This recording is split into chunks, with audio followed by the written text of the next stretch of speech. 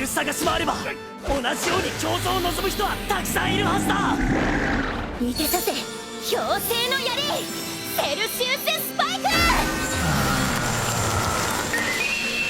第二聖剣ドラグナース。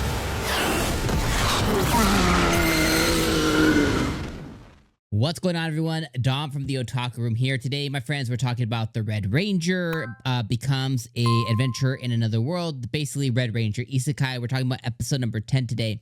And here's the thing. I want to start this video off with saying, hey, if you loved this episode of Red Ranger Isekai, that is Daisuke awesome. I love that. I love that for you. I think that is incredible. And I want to thank you so much for clicking on this video.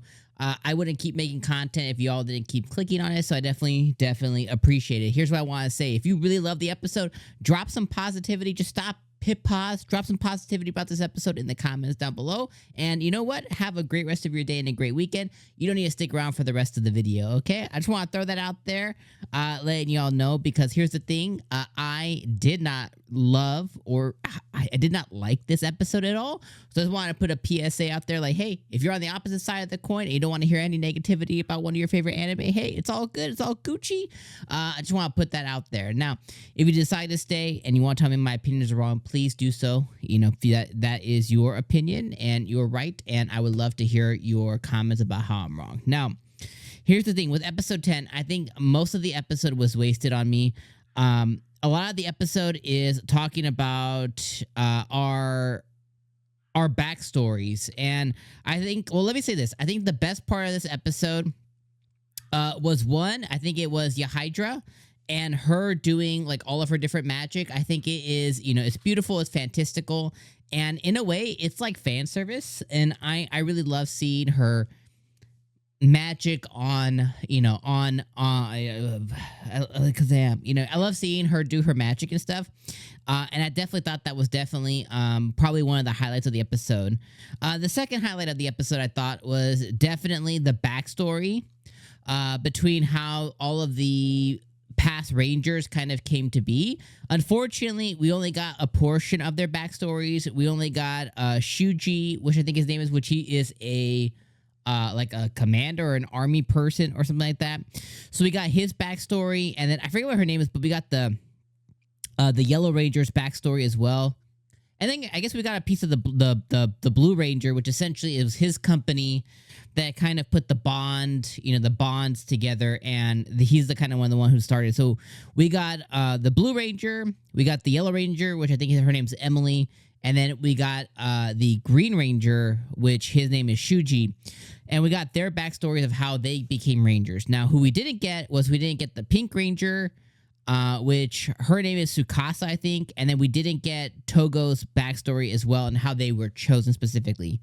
It's said to be continued, so okay, that's going to be continued. But I think getting that backstory specifically, I think is really important, and how to see how the Rangers came to be on the other side of the coin. And then I think the Yihidra fan service, top tier. Now, here's everything I didn't like. I didn't really care at all. I didn't care at all about, the Egyptian dude or whatever, like in his backstory. Azir, I think his name is. I didn't care about Azir's backstory. I don't care about his boohooiness. I don't care how him and Rania could never come to be. I don't care that he was immediately like he was feeling super negative, and I guess the demons or whatever kind of like saw that, like, oh hey, we got an idiot over here who's feeling down on himself. He's like prime candidate for these seeds. Let's go feed him one. You know, I don't care about any of his backstory. So for that, that's, like I said, that's all lost on me. Like, at the end of the day, we're a couple of episodes left from the end of the season. So, you know, me being able to care really strongly about some other character, where in all seriousness, Rania was just introduced a couple of episodes ago. So I have to now care about Rania, which is our common writer, Egyptian girl, whatever. And now I have to care about this guy. I just don't. So for me, I was just like, let's just keep it moving. And then on top of everything else, my biggest ick this episode, my biggest like deterrent this episode, was how did Azir take so quickly to Rania's otherworldly power? he basically knew how to do everything. And based on what that tells me between on how they got their powers, they had to have been taught. And Rania had to have been taught how to use her powers from whoever passed it on to her, you know, before. Whatever her ancestors were, they had to teach her what each of the Sphinx modes and whatever else mean. But this Azir guy was just able to tap in and use it automatically. Now, you might say to me, well, it's because he saw her so much. It's because he was so close to her, blah, blah, blah, blah, blah. Bullshit. It's impossible. There's no way that he knew everything. And he knew everything. He was even able to access a new form. Now, granted, that new form was accessed because of all the negative energy that he had. And, you know, and the seed energy and stuff, which I kind of get that it may act on its own just because of new energy introduced. But if you were to put somebody in red suit for the first time, they wouldn't know what they're doing. Even if they had seen him, you know, use like, oh, marriage blaster, they may know a couple of key words, but they may not really know how to access or use it. But he knew what coins to grab. He knew how to, you know, how to do the things. And again, even if you were able to see somebody pretty frequently, you wouldn't really know. So that kind of really bothered me too. It's like, okay, he's suddenly a master of this suit and he can use it up to Rania standards, even though he never was a wielder before. It just, sorry, I just don't like it. I think it's just stupid, and I just really didn't enjoy it. Then on top of everything else, that he has all the seed stuff, and you know, at first I was like, okay, I guess he can no longer access the power that was totally destroying the group. They're just gonna fist fight it out. So he's just fist fighting basically with Togo. Then he's able to access the powers once again, but he's still kind of getting his ass whooped a little bit. And it's like, okay, why didn't y'all whoop his ass before? You know, like, why didn't you guys figure out the time stuff before? Why didn't Renji or whatever his name is, or Logi, why didn't like Logi figure this out before with his holy sword? Like, why'd y'all get your ass whooped to this point to where he stole her powers? Like, it's just kind of silly, you know? And I'm just doing a ton of eye rolls throughout the whole episode. Then it cuts off pretty early, right? Then they access their Zords or whatever, and, you know, they finally have a group of 5, including Rania.